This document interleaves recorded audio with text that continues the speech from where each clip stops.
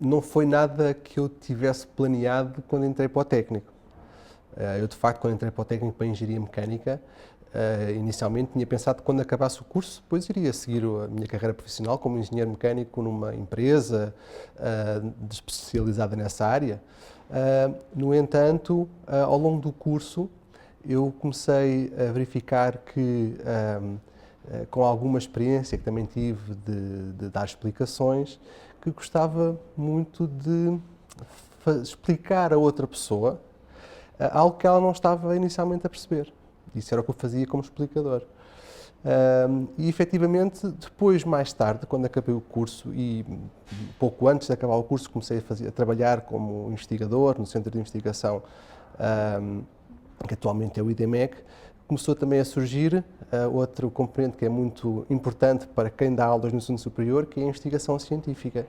E, digamos, conjugar, digamos, essas duas partes, a investigação científica e dar aulas, explicar a alguém um dado conteúdo, motivou-me bastante e, portanto, depois foi daí que seguiu a formação posterior, o mestrado, o doutoramento e depois prosseguir como professor aqui no técnico.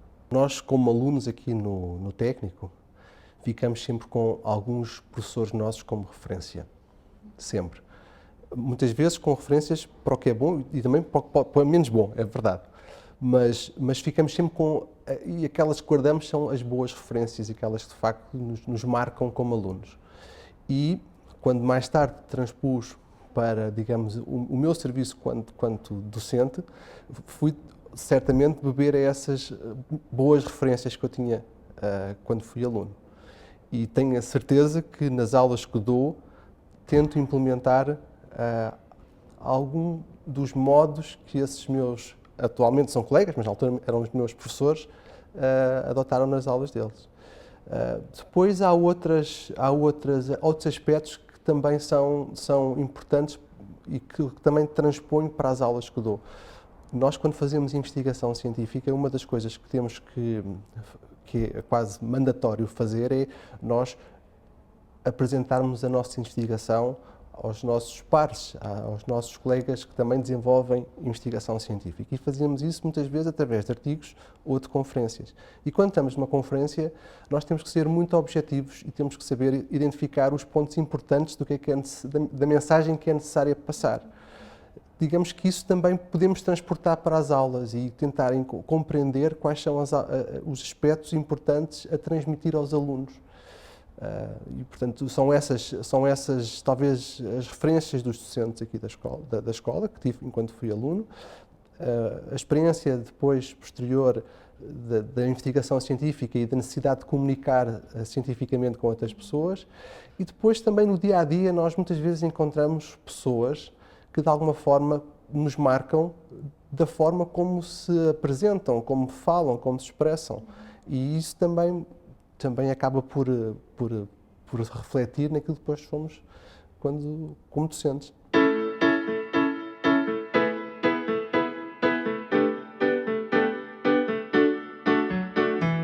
De facto, a nossa carreira profissional, ao contrário do que muitas vezes se pode julgar, tem essas 4 facetas, que é a docência, a investigação, é a gestão e a extensão universitária. E se por vezes pode ser difícil de gerir o tempo para conseguir fazer face a esses 4 vetores, por outro lado, esses 4 vetores conjugam-se também muito bem quando se refere a dar aulas. Ou seja, na minha opinião, acho que é essencial que um docente que também é investigador consiga trazer para as suas aulas parte da sua investigação. Se calhar não com a complexidade com que a faz no dia-a-dia, mas destilada ao ponto de conseguir proporcionar ao aluno, digamos, uma âncora de entusiasmo, em que o aluno se agarra ali e diz: isto é muito giro, aqui está uma boa aplicação, agora compreendi porque é que estou aqui a aprender esta parte. E portanto, eu tento fazer isso, tento trazer para as minhas aulas experiências que tenho e que vêm da minha investigação científica. Uma enorme mais-valia para as aulas que nós damos. Os alunos agarram-se imenso a esses exemplos e a essas aplicações que nós trazemos da investigação. Eles aí, digamos que se fecha o ciclo, eles compreendem porque é que estão a estudar aquela matéria.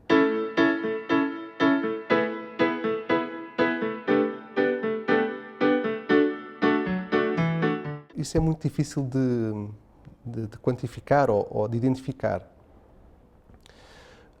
Mas, bom, primeiro é preciso gostar de dar aulas. Eu gosto de estar nas aulas e gosto de estar com os alunos.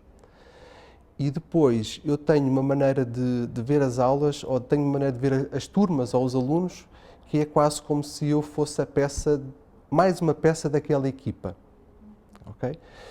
E, portanto, para que o sucesso deles também é o meu sucesso. Se eu conseguir que aqueles alunos tenham sucesso na forma de encararem a disciplina e de aprenderem os conceitos da disciplina e depois, digamos, terem uma boa formação naquela área e terem uma boa nota naquela disciplina, então esse sucesso, que é o sucesso deles, também é o meu sucesso enquanto docente. Digamos que eu cumpri a minha missão, que me propus quando comecei aquela disciplina.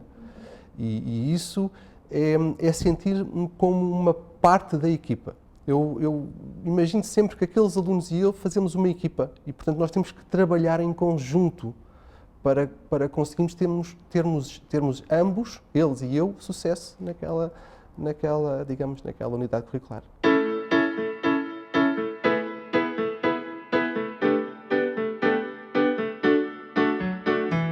Eu normalmente tenho muito cuidado com a preparação das aulas. Não gosto de ir dar uma aula sem, pelo menos meia hora antes, olhar para o que vou falar sobre a parte da matéria teórica que vou focar ou sobre o exemplo prático que vou apresentar aos alunos. E sempre fiz isso desde que me conheço enquanto docente, sempre tive o cuidado de preparar as aulas antes de as dar. E isso é muito importante porque ajuda a estruturar as ideias e, digamos que depois a aula acaba por fluir muito melhor. Outra das coisas que eu também gosto de fazer é no princípio das aulas, quando são aulas teóricas ou quando são aulas teórico-práticas, eu gosto de fazer um pequeno sumário do que é que vou dar naquela aula, para que os alunos possam saber o que estão a contar, ouvir. E pronto, é assim que eu faço.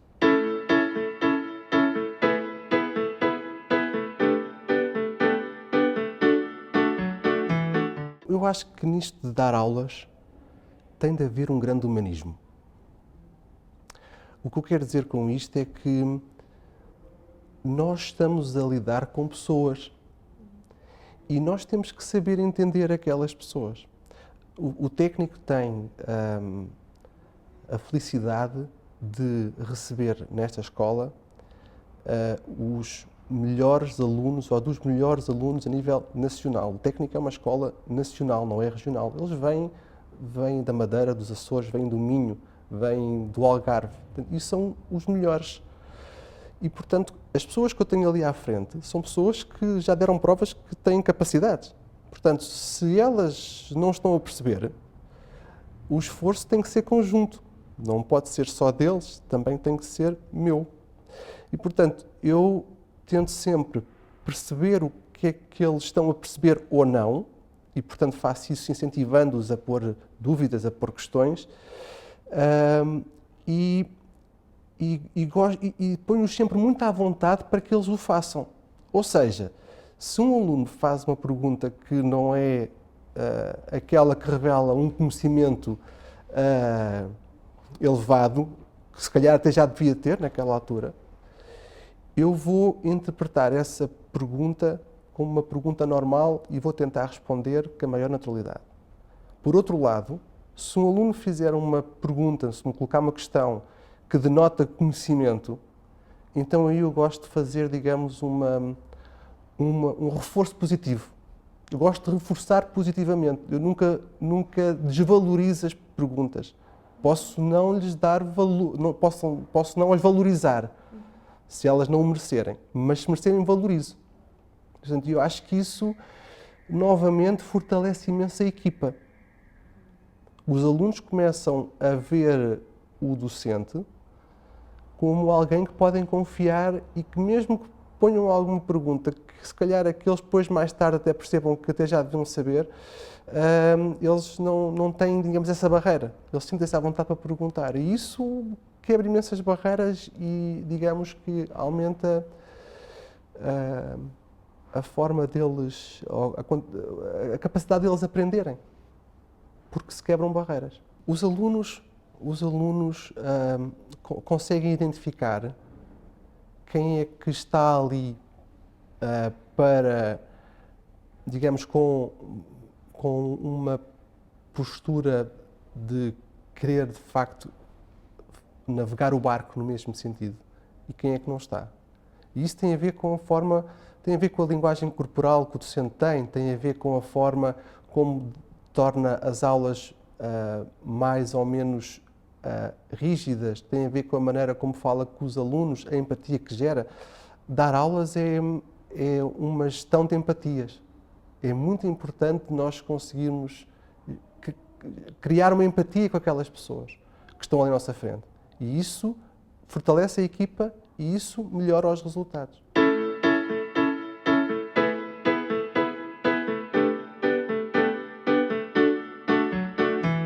Há algumas regras que eu tento ao máximo cumprir, que é, quando eu começo um semestre, eu gosto de explicar aos alunos que normalmente não falta às aulas. Portanto, as aulas, se tenho estipulado um determinado número de aulas, eu conto cumpri-las todas.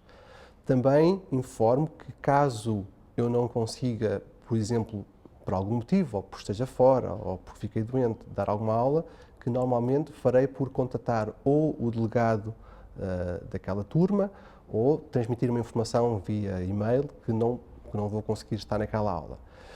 E também gosto de deixar claro que sou normalmente pontual e que gosto de começar as aulas à hora e que gosto de terminar as aulas na hora. E, portanto, isto também acaba por estabelecer uma disciplina que depois os alunos também se apercebem e começam também a cumprir. Eles próprios também tentam estar a horas nas aulas, na aula e, por exemplo, se começa a chegar pessoas, alunos mais atrasados, esses mesmos não se sentem bem, porque já chega à conclusão que são eles que estão, digamos, a sair fora da média. E acho que isso impõe alguma disciplina que, na aula que é bastante boa, para que se perceba que há ali um ato formal em que existe aquela aula. Estamos ali naquele, digamos, evento que tem alguma formalidade. O que não quer dizer que depois a aula tenha que ser algo muito formal em termos da postura de uns e de outros. A pessoa pode falar normalmente e ainda assim continuar a ser respeitada. E, portanto, eu acho que eu também sinto isso nos meus alunos, ou seja, sinto quando dou aulas, há ali, digamos, regras que são claras, e que eles sabem que a partir de um certo ponto eu vou interferir, vou dizer, bom, meus amigos têm que falar menos, ou não podem fazer tanto barulho, atenção que eu assim não consigo progredir com a matéria, e posso ter necessidade de fazer esses avisos, mas isso é raro, efetivamente. Porque, efetivamente, a aula tem um ritmo, tem uma dinâmica e portanto, ou eles seguem aquele ritmo e aquela dinâmica, ou então aquilo não funciona bem e depois vão haver uns que vão dizer aos outros não faças tanto porque eu quero ouvir, ou que assim não estou a perceber. Acho que é um pouco isso. Depois, também, como levo as aulas bastante programadas, eu explico exatamente o que é que vou fazer e, portanto, há ali, digamos, eles sabem que temos ali um conjunto de pontos a passar e sabem qual é que é o objetivo onde queremos chegar. Portanto, tenho que também ajudar para que isso aconteça.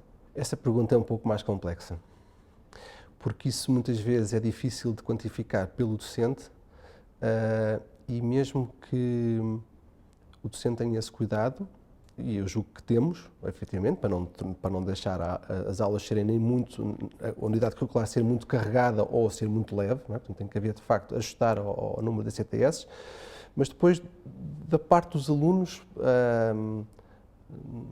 não quer dizer que isso seja seguido, não sei como explicar bem aqui. Uma coisa é aquilo que nós pedimos aos alunos e que achamos que eles devem fazer, outra coisa é efetivamente aquilo que eles fazem. É aí que eu quero chegar. O que eu tenho cuidado é tentar, digamos, em alturas do semestre, avisar, por exemplo, que atenção, já estamos a meio da matéria, vocês já têm que começar a fazer exercícios, têm que começar a estudar isto em casa, as aulas só não chegam. E, portanto, faço, digamos, estabeleço alguns marcos ao longo do semestre e chego a esses marcos e aviso. Vou fazendo avisos. É um pouco a forma como eu costumo, digamos, fazer. Muitas vezes o passar trabalhos para casa no ensino superior não funciona muito bem. O aluno estuda por ele e sabe que tem que estudar, ou, quer dizer, se o professor passar um trabalho para casa, que às vezes façam isto para casa, este exercício. Na aula seguinte não vou ver se fizeram, se não. Eu não sei se eles fizeram, se não. Uns fizeram, outros não terão feito, não sei. Acho que prefiro ir estabelecendo marcas e ir avisando. Atenção, olha, vamos pensar que é uma cadeira com testes. Falta um mês para o teste, vocês têm que começar a estudar, não deixem para o final. Já estudaram isto? E sou capaz de perguntar, vocês já começaram a estudar? Quem é que já começou a estudar? E, portanto, como há ali já alguma confiança, é capaz de haver um outro que põe o braço no ar e diz, muito bem, mas atenção os outros, vocês têm que começar a estudar. O tempo passa num instante e olhem como é só esta cadeira. Portanto, há aqui alguns avisos, eu funciono mais assim. Porque de outra forma eu não consigo controlar isso.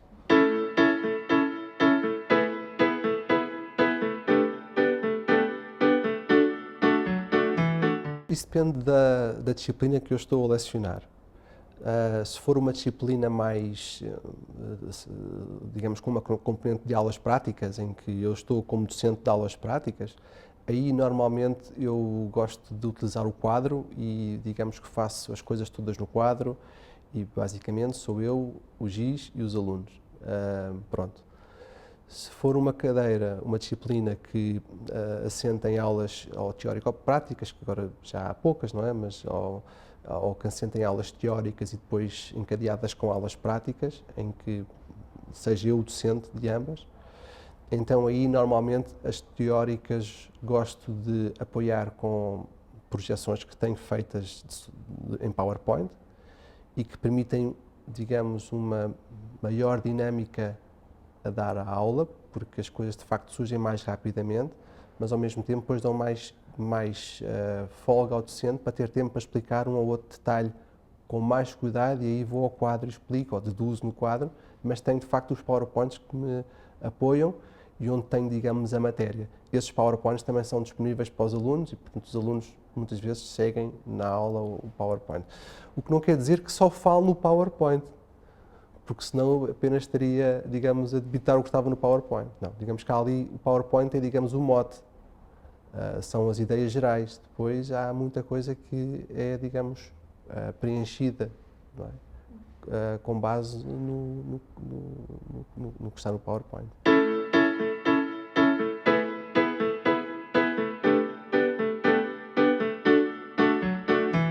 Eu, neste caso dos PowerPoints que me estava a referir,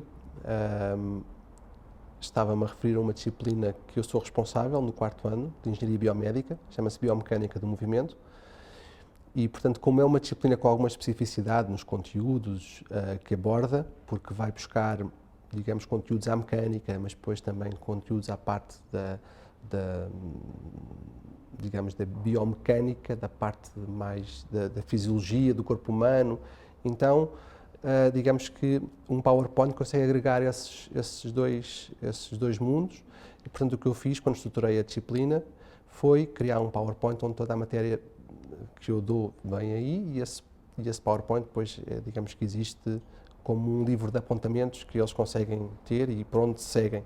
Para além de também ser sugerida bibliografia, digamos, de partes da mecânica e de partes da biomecânica, que é sugerido e que alguns acabam por adquirir, existe esse PowerPoint que de facto é para onde eles até acabam depois por se guiar mais. Estava-me a referir também sobre a página da disciplina.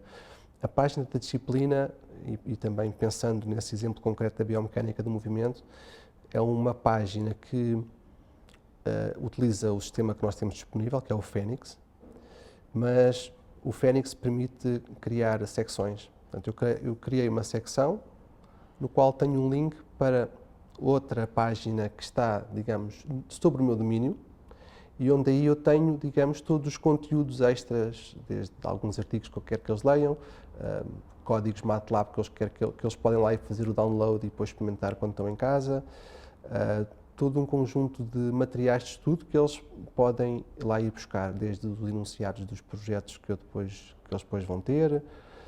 E digamos que a vantagem de fazer isso é que aquele conteúdo, como está, digamos, sobre o meu domínio, todos os anos está ali atualizado e facilmente eu passo, digamos, de um ano para o outro e o mantenho atualizado sem, digamos, ter que ter um esforço muito grande de fazer isso.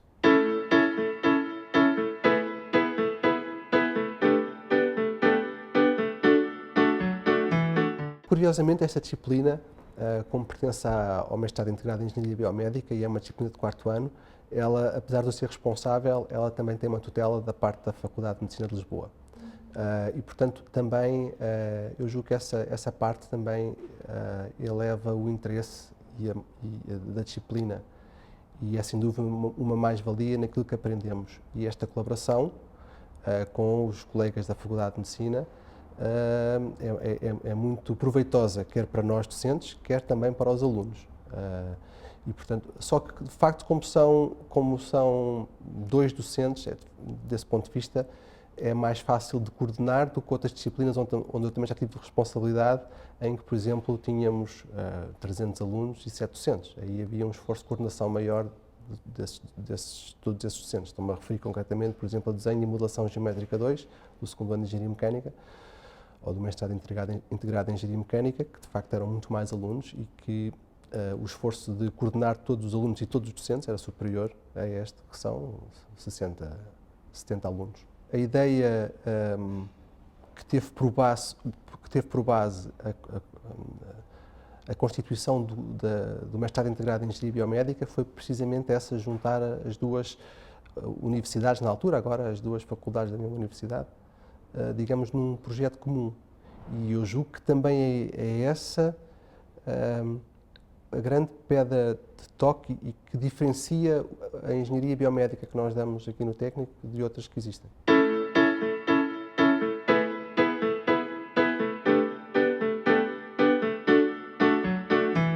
Eu há bocado, quando falei que no princípio do semestre gosto sempre de deixar as regras muito claras, uma das coisas que eu faço sempre na primeira aula é dizer quais são os meus horários em que os alunos me podem procurar para esclarecimento de dúvidas, e isso faço logo desde o princípio. E também atualizo sempre os meios que tenho eletrónicos, nomeadamente o Fênix, para que esses dados estejam disponíveis. E quando sou responsável por outros docentes, também peço que esses outros docentes façam isso na disciplina em que eu estou a coordenar.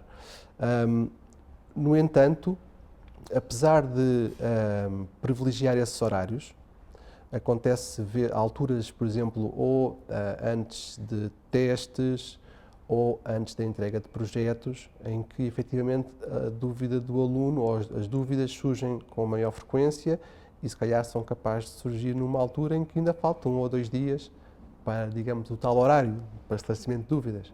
E, portanto, é complicado quando os prazos já são curtos para entregar um projeto ou para estudar a matéria toda para um teste, estar à espera de 2 ou 3 dias, compreendo eu, da parte do aluno, para esclarecer uma dúvida.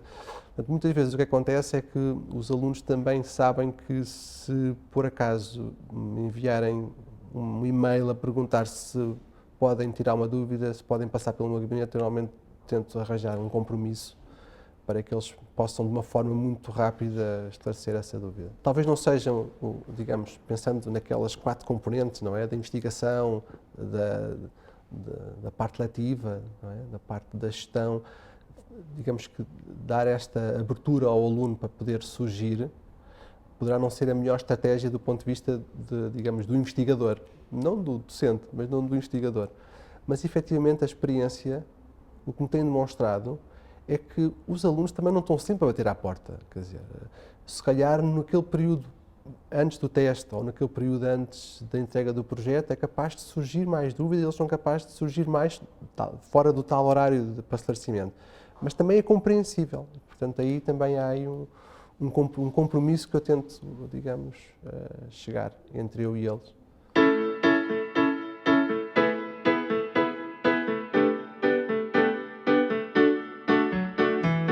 Eu aqui vou focar-me só na unidade curricular que já referi, a Biomecânica de Movimento, que sou de facto responsável pela disciplina, e vou dizer como é que eu pensei a avaliação e como é que ela funciona e como é que ela decorre, e eu julgo que tem sido muito bem sucedida, porque faz com que os alunos de facto tenham que acompanhar a matéria,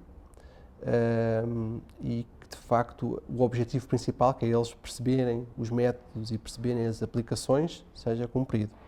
Então, como é que eu pensei a avaliação? Pensei que, sendo uma cadeira que tem a ver com a análise do movimento humano, e também tendo em conta que eu também sou responsável pelo Laboratório de Biomecânica do Departamento de Engenharia Mecânica, e há uma componente prática em que os alunos passam por esse laboratório para ir fazer a recolha do movimento e para o analisarem, eu pensei que a cadeira faria sentido se tivesse duas componentes de projeto, uma em que essa componente é entregue até meio do semestre, portanto há um primeiro projeto que é entregue até meio do semestre, e depois um segundo projeto que é entregue no final do semestre.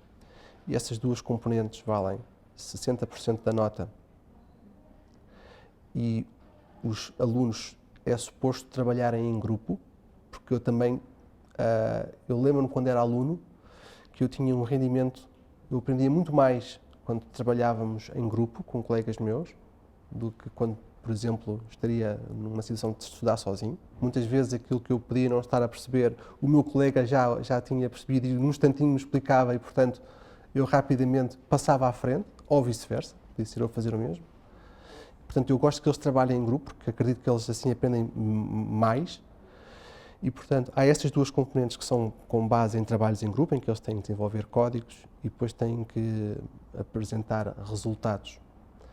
E depois há uma segunda componente, que é uma componente de avaliação individual, em que eu faço um exame final, na época de exames, em que essa componente vale 40% da nota, e onde eu quero que eles tenham uma nota mínima de 10 valores.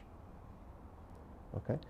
O que é que acontece? Acontece que eles, ao longo do semestre, como têm que fazer aqueles dois projetos que são essencialmente práticos, em que eles têm que implementar os métodos, a matéria que eu estou a dar nas aulas, eles acabam por ter que estudar e têm que passar pelas expressões, pela forma de as implementar, e têm que passar pelos problemas de as resolver e tirar os resultados, digamos, numéricos, e acabam por aprender, digamos, os conceitos, e acabam por fazê-lo em grupo. Portanto, a nota que eles obtêm é uma nota do esforço coletivo. Eu aí não os consigo diferenciar exatamente, porque é um trabalho em grupo. Depois, quando chego à parte do exame, aí estou a avaliar cada um individualmente. E aí, digamos que cada um vale per si, não é? Vale por si próprio, e aí consegue subir, digamos, melhor preparação ou menor preparação, maior apetência ou menor apetência para aquela cadeira. E a junção destas duas componentes faz com que, normalmente, o aproveitamento no final seja bastante bom. Porque eles, ao fim e ao cabo, tiveram que... Eles vão ao exame ser avaliados por algo que, durante o semestre, já trabalharam muito, já perceberam como é que funciona. E eu depois consigo avaliá-los individualmente. E pronto, é a junção destas duas componentes. Eu acho que eu estou muito satisfeito com a forma como a cadeira funciona, no sentido em que, de facto, eles aprendem imenso quando trabalham em grupo, são avaliados por isso e têm uma ponderação por isso, mas depois, ao fim e ao cabo, também têm que provar que sabem por eles próprios. Portanto, há dois projetos, e estes projetos, ao fim e ao cabo, também acabam por estar interligados. O primeiro projeto precisa de estar a funcionar para que o segundo projeto depois também possa crescer a partir daí.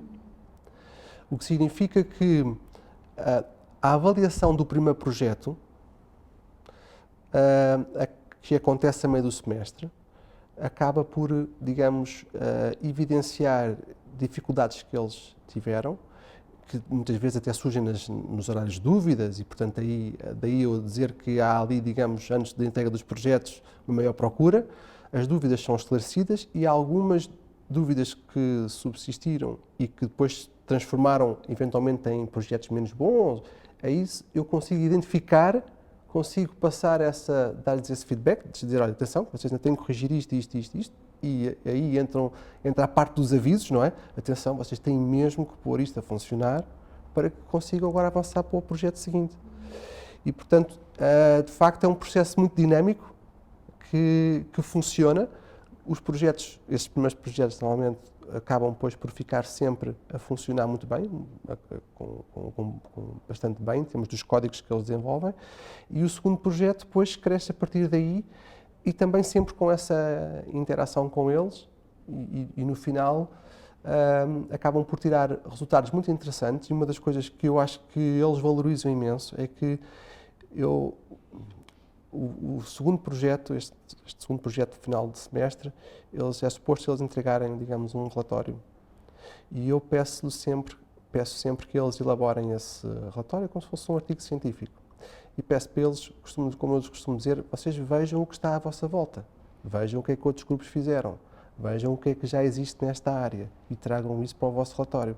O que significa que eles depois acabam por comparar os resultados que obtiveram com os resultados que encontram noutros artigos da literatura que leem, e isso para eles é extremamente valoroso porque eles conseguem compreender que aquilo que eles aprenderam ao longo de 14 semanas naquele semestre, e 14 semanas é muito pouco tempo, são 2 meses e meio, eles com aquela informação, com aqueles conteúdos que aprenderam, eles já estão a conseguir obter resultados que estão a comparar com artigos científicos de pessoas que publicaram cientificamente e que eles, se calhar, nunca pensavam que iam conseguir fazer nesta fase do curso e já estão a conseguir fazê-lo. E isso é extremamente motivante para eles, julgo eu. Eles conseguem perceber que aquilo de facto tem valor. Eles estão a obter resultados que comprovam-no com um artigo científico. E isso acho que é altamente motivador para os alunos.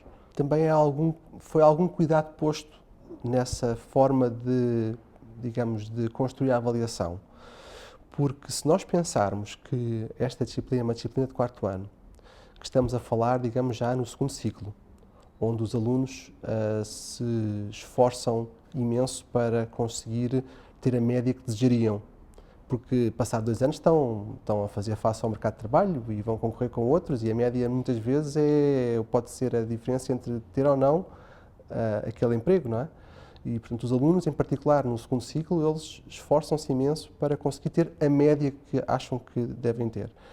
Portanto, uma cadeira estruturada dessa forma faz com que, nunca perdendo a qualidade, digamos, daquilo que se pretende do aluno, dos conhecimentos que se pretende para o aluno, porque o exame está lá para manter, digamos, aquela nota mínima de 10.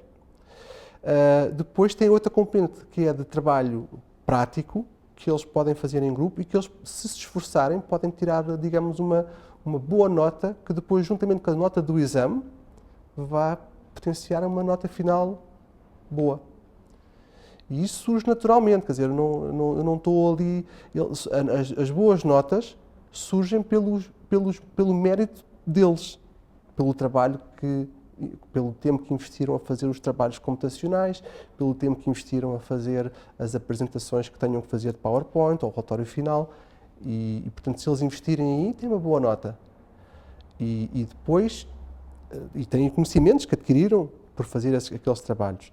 Depois, o exame final vai, digamos, ainda ou evidenciar mais esses conhecimentos a nível individual, ou de alguma forma garantir que eles sabem o mínimo para fazer a cadeira, e depois, com a nota dos trabalhos, ainda assim ter uma nota final que normalmente é média boa.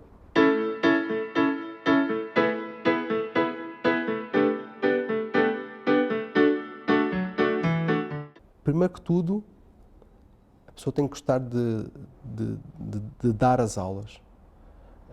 Depois tem que saber entender um pouco os alunos. E, de alguma forma, saber entender é, digamos,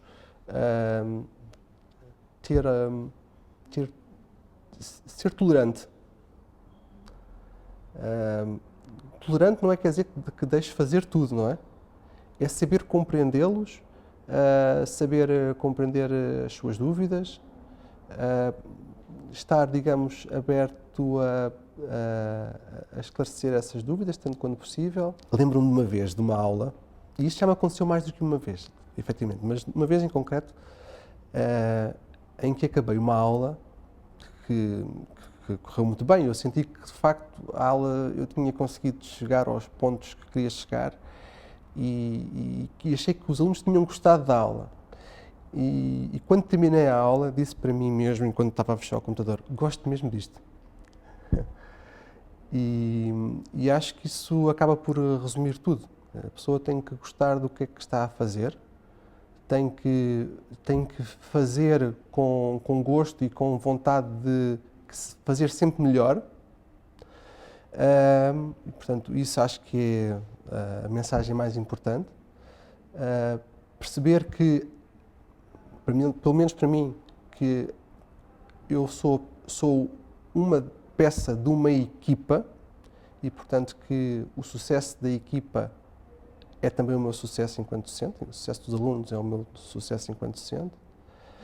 Trazer aquilo que nós fazemos na investigação para as aulas, tentar sempre fazer aulas que, digamos, que não sejam sempre as mesmas, no sentido em que, se calhar, se eu, entretanto, este ano fizer alguma investigação que me traga dados novos, matéria nova, eu, se calhar, no ano que vem, vou trazer isso para as aulas e vou, se calhar, dar um exemplo diferente, vou explicar uma coisa nova, vou chamar a atenção a outro pormenor.